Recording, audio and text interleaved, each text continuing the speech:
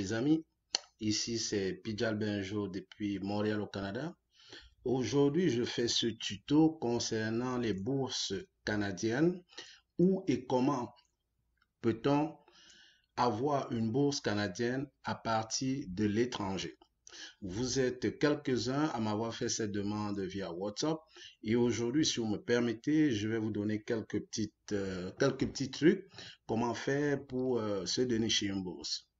Mais avant de commencer, je vais d'abord vous inviter comme ça à activer la cloche de notification pour recevoir les prochains qui viendront, que ce soit au niveau de la recherche d'emploi, que ce soit au niveau de l'immigration. Il y a beaucoup qui vont suivre. N'hésitez pas d'activer la cloche de notification qui se trouve juste en bas de cette vidéo et aussi de vous abonner via nos autres réseaux qui sont YouTube, qui sont Facebook, pardon, autant pour moi, et Instagram. Donc, sans plus tarder, je vais commencer déjà par vous parler des bourses canadiennes en tant que telles. Déjà, comment savoir que nous avons une bonne bourse quand nous voyons une bourse sur Internet? Il y a 8 informations que vous deviez savoir qui comportent les bourses. Ces 8 informations sont lesquelles? Le nom de la bourse, parce que de toute façon, il faudrait que vous ayez un nom quelque part pour savoir déjà de quelle bourse il s'agit. Et de deux, je vous dirai comme ça, dans quelle discipline, ok, vous deviez obtenir cette bourse. Donc, c'est important que vous sachiez dans quelle discipline vous allez obtenir cette bourse et c'est quoi la cible de la bourse. La cible de la bourse, c'est que, est-ce que c'est pour une licence? Est-ce que c'est pour un master? Est-ce que c'est pour un doctorat? Et aussi, n'oubliez pas le montant que la bourse vous octroie parce que vous avez des bourses qui couvrent l'entière totalité de vos frais, c'est-à-dire les frais de scolarité, les frais de subsistance également. Vous avez aussi la spécialité de la bourse. Est-ce que c'est une bourse, par exemple, à vocation entrepreneurship? Est-ce que c'est une bourse dédiée pour les performances scolaires? Est-ce que c'est une bourse dédiée au bénévolat? Donc, vous avez quand même ces spécificités dont il faut regarder comme information dans la bourse. Aussi, qui offre cette bourse, c'est important parce que la bourse peut être offerte par une université canadienne, un organisme, elle peut être offerte également par un collège ou un particulier. Donc, c'est aussi bien important de tenir compte de tous ces aspects quand vous regardez une bourse sur le web. Et aussi, quelles sont les conditions d'admissibilité à cette bourse. C'est important de lire tous les critères d'admissibilité à la bourse afin déjà de se rendre compte que oui, la bourse a de l'allure. Sans oublier, pour finir, celui le plus important, un lien qui vous amène directement à postuler pour cette bourse. Et c'est très important, les amis, de savoir que il faut s'assurer que le lien est un lien sécurisé. OK? Donc, les liens sécurisés, ça veut dire au moins que ce ne sont pas des faux liens, des liens piratés, comme on en voit habituellement dans les réseaux sociaux, les gens qui partagent des bourses qui ne sont pas des bourses réelles, qui sont des bourses farfelues. Faites très attention à ça. Et puis, pour rester scotché à ce tuto, parce qu'à la fin de ce tuto, je vais lancer comme ça la possibilité de se faire aider par moi gratuitement. 2 personnes, 2 bourses qu'on va chercher ensemble et je vais aider la personne à monter son dossier. Je vous donnerai tous les détails de ce concours à la fin de ce direct. Donc, restez scotchés les amis et surtout, n'oubliez pas, n'hésitez pas d'activer la cloche de notification. Donc, pour continuer, comment faire une demande de pré-bourse? Il y a des conseils que je vais vous donner. Déjà, avant de commencer, il faudrait vérifier la date limite. C'est très important parce que à toute bourse, il y a une date limite parce qu'au-delà de cette date limite, vous n'êtes plus admissible, il ne reçoit plus, le système ne vous permet plus de postuler à cette bourse.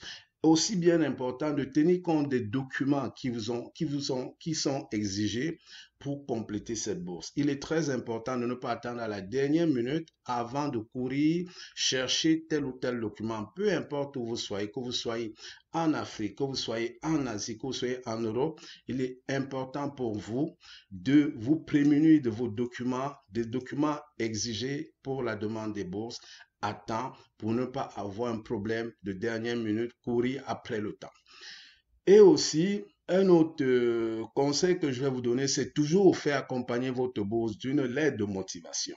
La lettre de motivation, c'est quoi? C'est ce plus qui vous démarquera des autres candidats parce que vous savez, quand une bourse est lancée, il y a des milliers de candidatures qui sont envoyées et pour que la vôtre attire au moins l'attention de celui qui prend soin de choisir l'heureux gagnant de cette bourse, il faut que vous vous démarquez. Pour vous démarquer, accompagnez votre demande de pré-bourse avec une lettre de motivation dans laquelle vous parlerez de vos réalisations, vous parlerez de vos diplômes, vous parlerez de vos études, vous parlerez de tout plus-value qui pourra vous aider à obtenir cette bourse.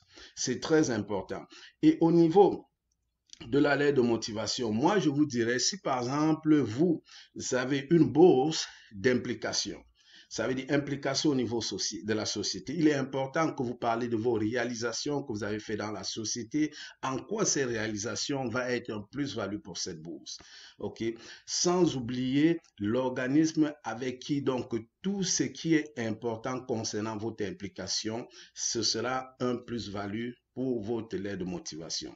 Si votre bourse est à caractère entrepreneurial et leadership, il faudrait également que vous donnez des ingrédients, que vous dites qu'est-ce que et comment vous avez fait pour pouvoir acquérir ce leadership ou bien ce côté entrepreneurial de vous afin que cette bourse vous soit dédiée.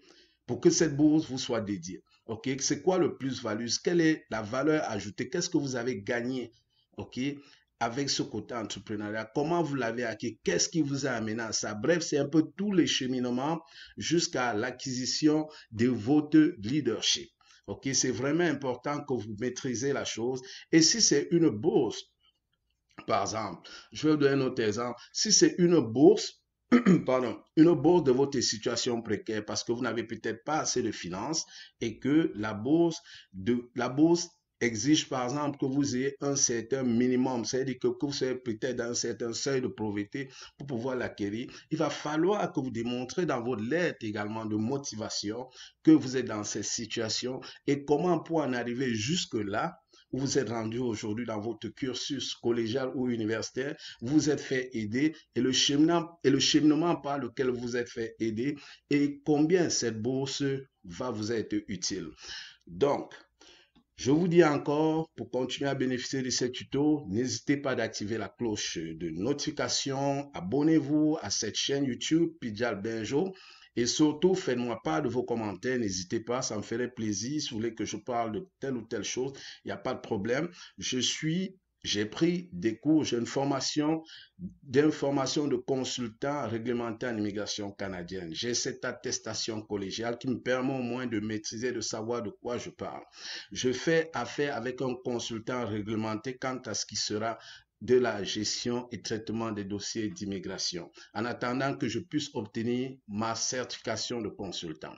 Je vais continuer sur maintenant quels sont les différents types de bourses que vous pouvez trouver au Canada. Au Canada, vous avez des bourses au niveau licence, master, doctorat et postdoc. Au niveau licence master, la plupart des bourses sont des bourses de mérite, des bourses d'excellence. Ça veut dire quoi? Ce sont des bourses qui sont allouées à certaines personnes et à une catégorie d'étudiants ou d'élèves qui ont des mentions excellentes, très bien dans leur dossier scolaire. Au niveau canadien, ils vous diront ça prend A+, parce que habituellement, il y a beaucoup de dossiers qui sont reçus, mais il y a peu d'élus. Donc, pour les gens qui ont des dossiers scolaires très solides, c'est vraiment encourageant pour vous de postuler à ces bourses-là. Maintenant, vous avez aussi la bourse du mérite des performances sportives. La bourse des performances sportives, tant bien que le Canada ne soit pas le pays qui offre beaucoup de ces bourses. Nous, on a au niveau du Canada, je pense, le scholarship, performance scholarship de l'Université de l'Alberta, qui d'ailleurs, il n'y en a pas beaucoup. La plupart des bourses de performance sportive se trouvent au niveau des États-Unis. Et la dernière, qui n'est pas la moindre, et où il y en a plein de bourses, ce sont les bourses doctorants et postdoctorants, où vous avez quasiment plus de la moitié des bourses canadiennes qui sont dédiées à cette catégorie d'étudiants. Et pour ce faire, ça prend un minimum de maîtrise des étudiants en doctorat pour les avoir. Donc, moi, ce que je peux vous dire aujourd'hui, pour ceux qui vont peut-être regarder ce tuto, c'est qu'au niveau des bourses canadiennes, vous avez la possibilité d'avoir une bourse canadienne, que ce soit au niveau de licence, maîtrise ou doctorat. Le seul truc, c'est quoi? Il faut déjà faire les ambassades du Canada dans votre pays d'origine, se rapporter au ministère des Relations extérieures, au ministère de l'Enseignement supérieur, où souvent quelques bourses sont affichées. Mais le plus dur de l'affaire, ce serait que vous-même, vous fassiez vos classes dans ce sens où il faut que vous allez sur Internet chercher pour trouver ces bourses. Et c'est ainsi que vous trouverez peut-être sur la bourse qui vous fera fréquenter gratuitement et terminer votre cursus scolaire au Canada. Ainsi, vous donnez une passerelle vers la résidence permanente canadienne via le programme de l'expérience québécoise, le programme de la catégorie d'expérience québécoise ou celui du post-diplôme, programme post-diplôme après être gradué ici. Donc, moi, je vais maintenant rentrer dans le jeu concours dont je vous ai parlé un peu plus tôt dans cette vidéo. Il suffit pour les 100 premiers abonnés qui écouteront cette vidéo de m'envoyer via WhatsApp le lien de cette vidéo. Ainsi, je choisirai 2 au hasard pour travailler avec eux leur demande de bourse au Canada et ce, gratuitement. Je répète, les conditions, c'est de s'abonner parmi les 100 premiers abonnés de la chaîne. Je vais prendre 2 qui m'enverront les 100 premiers m'envoient dans le WhatsApp. Le numéro WhatsApp, il est le 1 438 722 44 85 qui est affiché en bas de l'écran.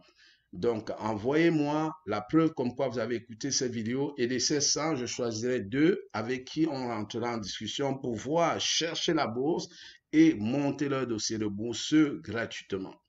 Merci d'avoir écouté Pidjal Benjo. Restez scotchés à notre chaîne et surtout faites-nous part de vos commentaires parce que c'est grâce à vous qu'on va grandir et c'est grâce à vous qu'on va s'améliorer. Nul n'est parfait, on peut toujours avoir quelques difficultés et je vous en prie, ne soyez pas gênés parce que ce n'est qu'avec vous que je grandirai et ce n'est qu'avec vous que j'apprendrai davantage. Sur ce, merci, restez à l'écoute, à bientôt.